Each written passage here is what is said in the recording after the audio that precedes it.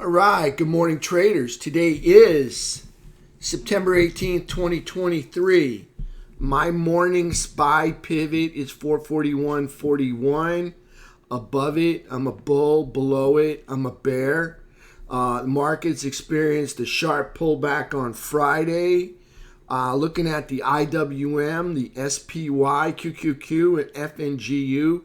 According to Friday, they all have hourly downtrends with lower highs and lower lows on their hourly charts. Now, Diamond Dow, DIA, is still in a daily uptrend, but experiencing a 15-minute downtrend on its chart, 15-minute chart. All right, all four indices and the FNGU are in consolidation wedge patterns on their daily charts. US dollar index and USO, that'd be crude oil, continue to climb higher. Meanwhile, silver, gold, and UNG are stuck in their daily chart consolidation. Remember, we have an FOMC statement on Wednesday, and they will definitely jerk the markets around on Wednesday. So let's go look at some charts.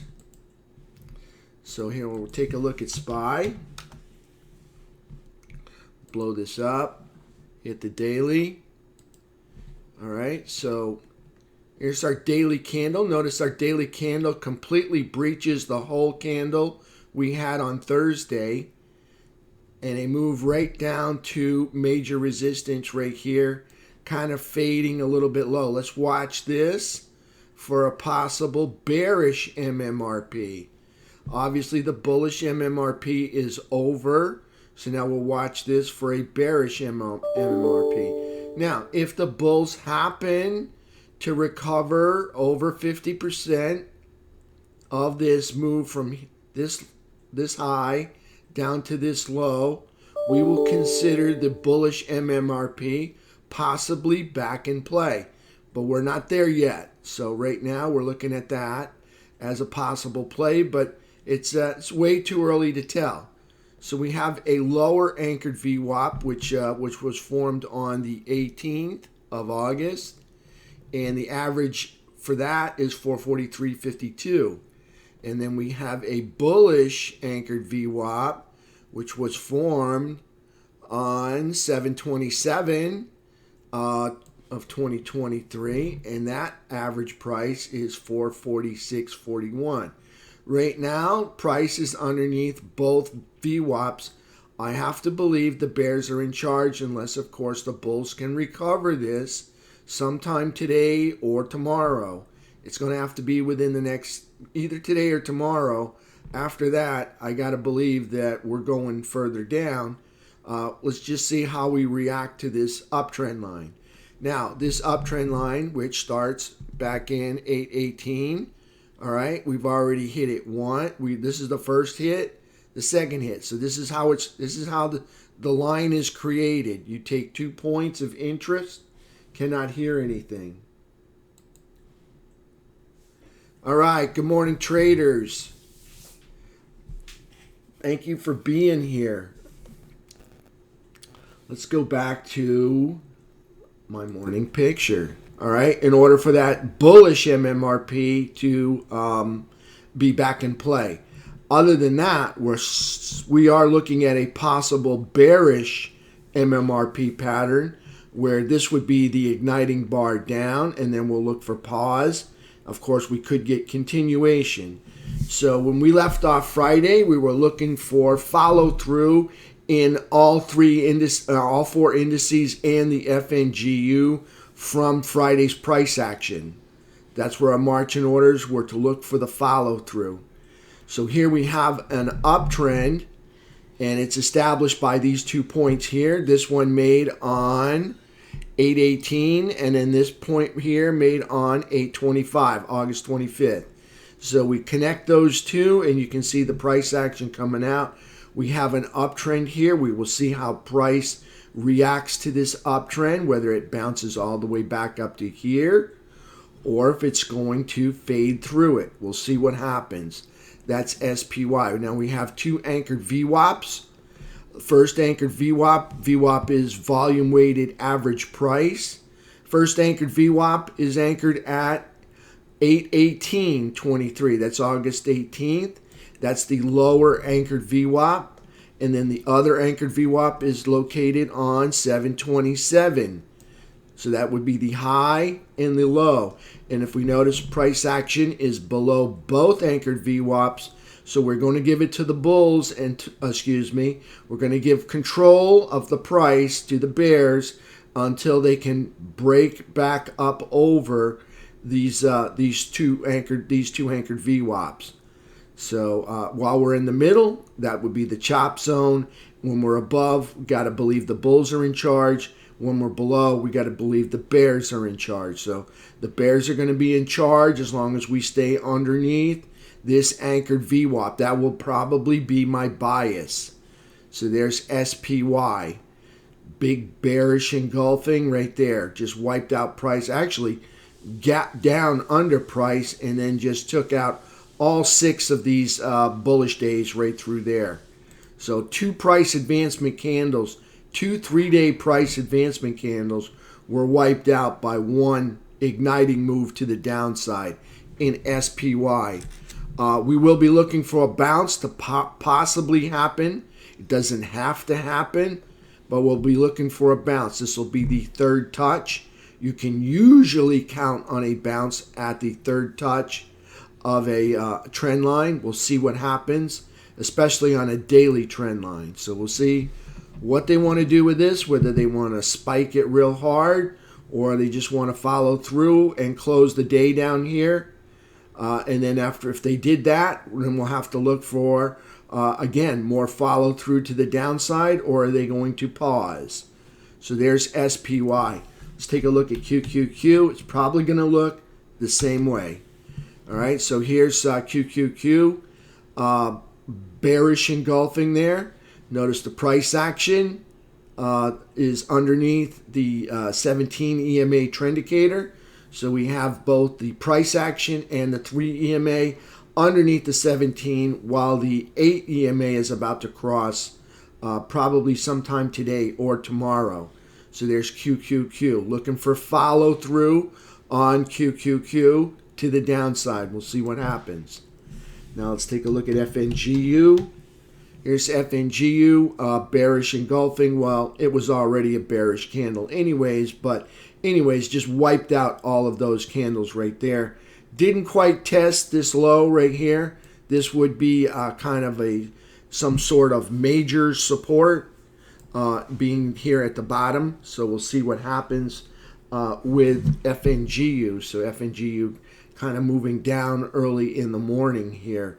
Notice the price action and the 3 EMA as well underneath their 17-day trend indicator, forming a red dot for our 17 EMA. So price action and the 3 underneath, okay? Still have not made the lower low on FNGU.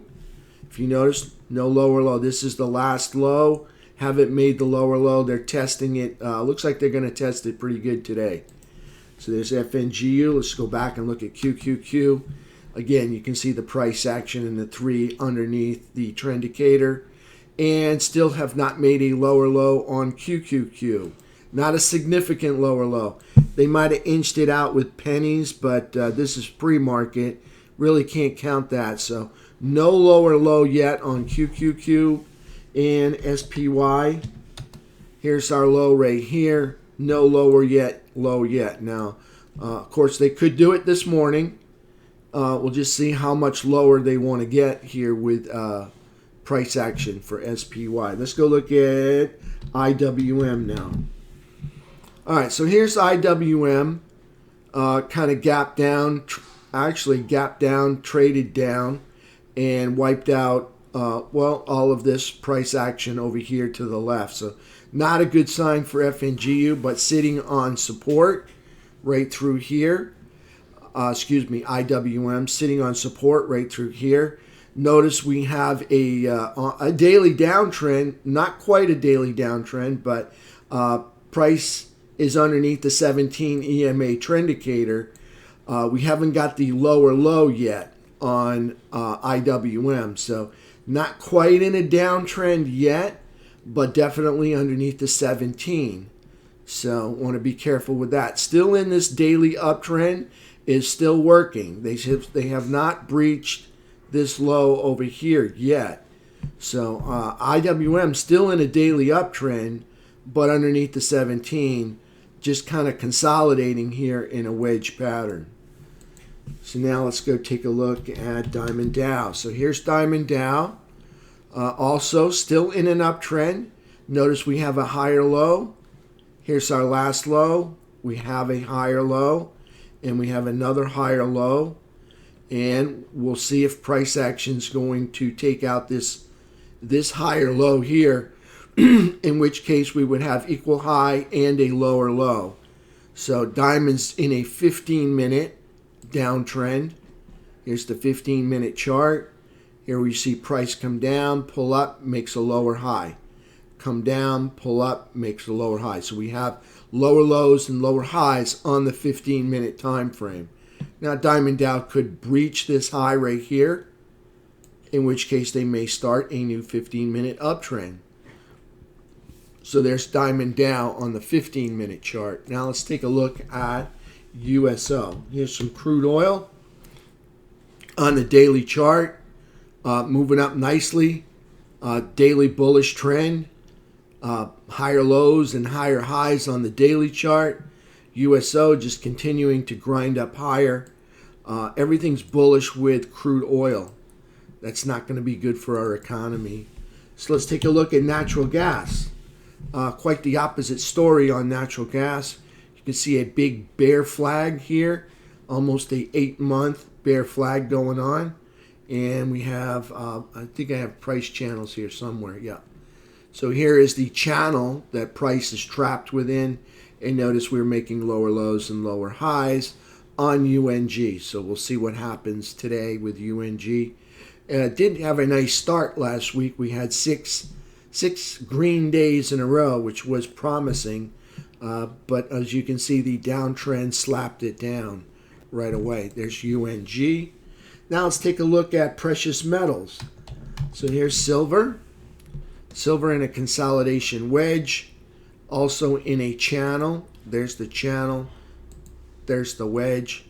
And you can see price action just consolidating over to the right. Bulls need to break this downtrend. Bears need to break this uptrend. Right there. So there we go with silver. Let's take a look at gold. So here's gold, also in a bullish consolidation wedge. Notice price is ping-ponging back and forth. Notice it comes up here once, twice.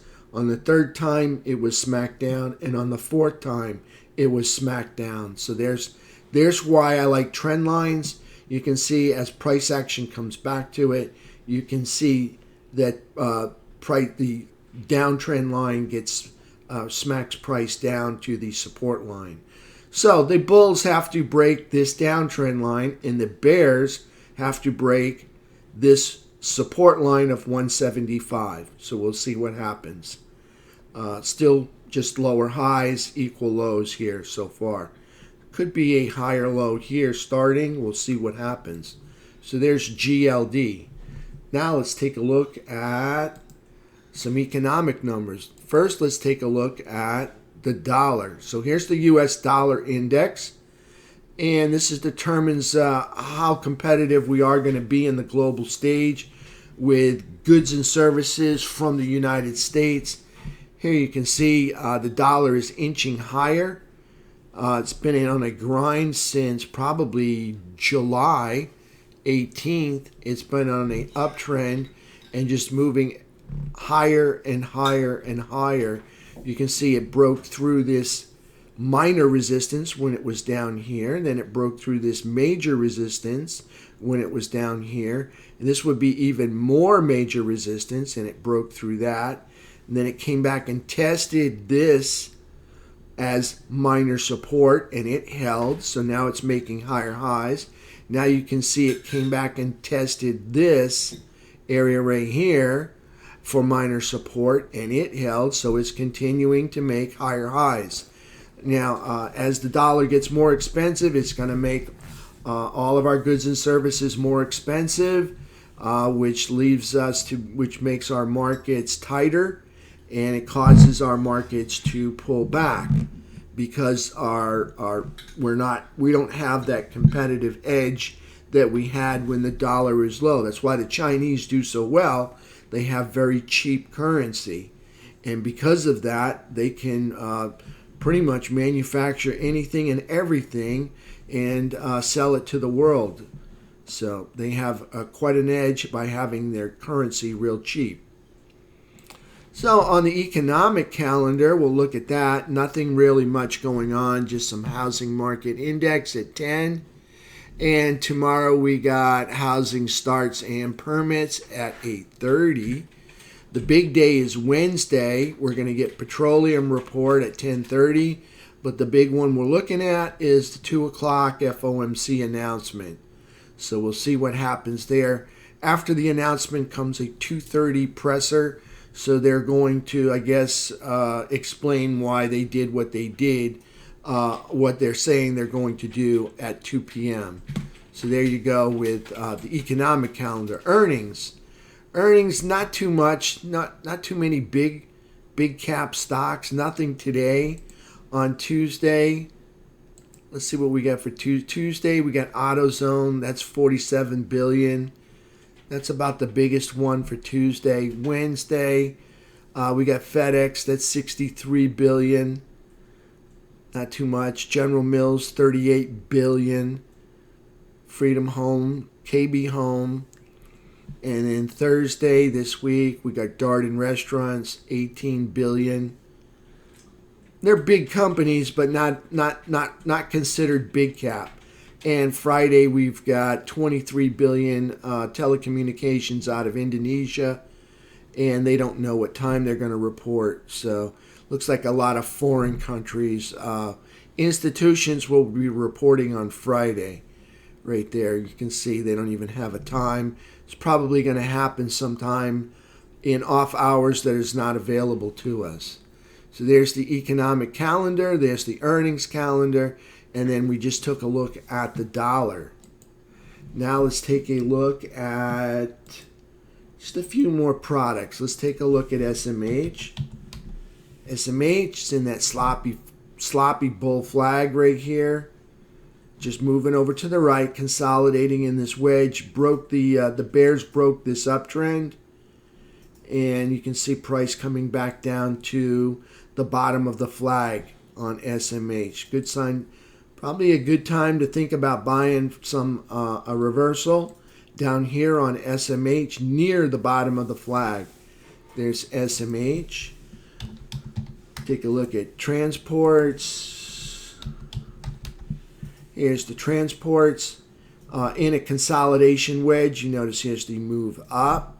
And then here's the pullback all over the midpoint. That's a good sign. But you can see here on this pullback, we have a higher low and a lower low. So we have a daily downtrend on the transports. You can see we're all up over the midpoint. So we'll see what happens. So there's transports on the daily chart for Friday. Kind of bearish engulfing there. We moved up. You can see price came all the way down and started headed back down towards the midpoint of the trend line. When to buy SOX XL? Good question. I'm going to go do the financials next after I answer Devin's question. Thanks for being here, Devin. All right, so SOX XL. You got a bull flag. Let's put some quad lines in here. You're underneath the quads. I would want to see it bounce off of minor support. So right here, you see these two humps?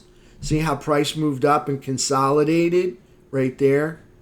Let me just frame that out for you, okay? So here's the end of the consolidation. Here's price moving up and fails to make a higher high than that high right there.